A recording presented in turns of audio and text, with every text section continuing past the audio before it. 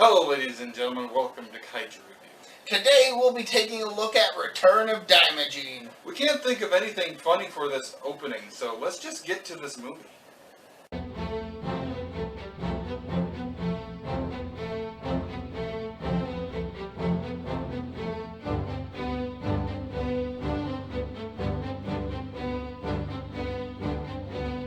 People attempt to flee, are captured by soldiers serving Danjo Mikoshiba, and to prevent them from fleeing, some of the people are killed. A pair of peasants manage to evade capture, and we learn that Danjo is enslaving the peasants to work for him. After traveling for a while, the pair hear a bell on an island and realize they've arrived in the territory controlled by the Chingsa clan. At least they know where they're going. Do they? Really? Yep. Alright, I'll take your word for it. Danjo's general, Genba, explains to the audience how the Chigusa and Nagoshi territories are prosperous because of Yagumo Lake they surround, while the Mikoshiba territory is barren because of the mountains. Danjo also reveals that a celebration will be held in Chigusa, with members of the Nagoshi clan being invited to join in, and he intends to take over Yagumo while the celebration is taking place. In Chinska, a dance is performed for the Lord and the public. We soon learn that the two performing the dances, put name here, are to be married at the coming fall. Some of the refugees from Mikoshiba arrive to pay their respects to the clan for their kindness, offering them large bundles of rice as thanks, which are taken to the Chingsa palace. The Nagoshi visitors return across the lake to their territory, passing through the cave containing the statue of Daimajin. As the Nagoshi pay their respects to Daimajin, the statue's face turns red. Oh, he's blushing because a cute girl looked at him. Apparently, this means Daimajin is mad and that something terrible will happen. Oh, never mind. The peasants who paid their respects to the Chingsa family meet the Mikoshiba soldiers who begin their march on the Chingsa territory. Turns out the rice bundles were a Trojan horse, allowing enemy soldiers to open the front gate and attacking the palace from within. Though an epic fight breaks out, many members of the clan are slaughtered by the invading army, the young Lord Joro managed to escape. Meanwhile, Nagoshi is praying to Daimajin, learns that Chingsa has been attacked and captured, and that Joro is missing. Since Juro escaped, the Mikoshiba army decides to continue on to Nagoshi. The invading army confront the head of the Nagoshi family in their search for Juro, and even threaten to take over the territory if Juro is not handed to them, but the head of the Nagoshi clan refuses to allow the invading army to enter his castle. He tells Genba that his army's actions will anger Daimajin, but Genba decides to invade anyway, stabbing the head of the Nagoshi clan. They're gonna be in so much trouble. Though the Nagoshi intend to fight to protect their lord, the head tells them not to fight and let Daimajin punish the wicked before they die. Angered over the death of the head of the clan, Nagoshi ignores the final wishes and fights the Mikoshiba army, but is killed, and the new head of the clan, put name here, is captured by the invaders. They take him hostage and will exchange him for Jiro, and Gamba declares the territory under his control. Seems to me that things are out of control.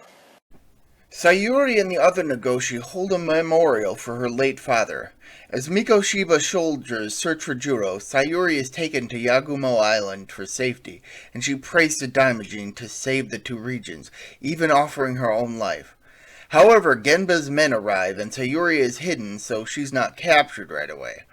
They plant explosives, and despite the protests of the old man in charge of tending to the statue, and Sayuri, who shows herself, they blow up the statue of Daimajin. You gotta be the dumbest guys I have ever seen. As the Mikoshiba soldiers begin to leave, the lake begins to boil and the red glow calls down the lightning, but the rumbling soon passes and the soldiers leave by boat. Sayuri survives the explosion without a scratch and takes it as a blessing. Genba informs, put name here, of the statue's destruction. Sayuri chooses to stay on the island to continue praying to Daimajin when she spots Juro in a boat and brings him to shore. Though injured, Juro still lives, and he soon regains consciousness.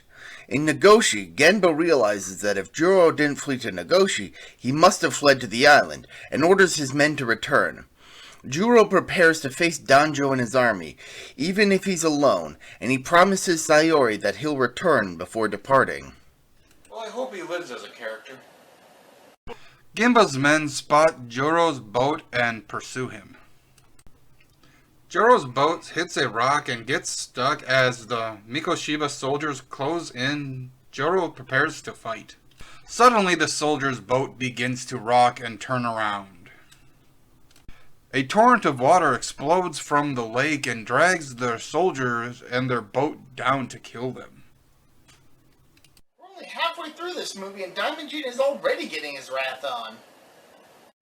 As Danjo enjoys a show in Chigusa Castle, Juro and his assistant make their way to the castle, but are spotted and flee. When Danjo learns what happened, he realizes that Juro has returned and orders his men to capture him. Juro manages to sneak into the castle, but his assistant is spotted. However, Juro does manage to attack Danjo while his soldiers are distracted. Juro uses Danjo as a hostage with the intent of taking him to Nagoshi, and they make their getaway. Yeah, get out of there. It's no good there. Word of this has reached the village.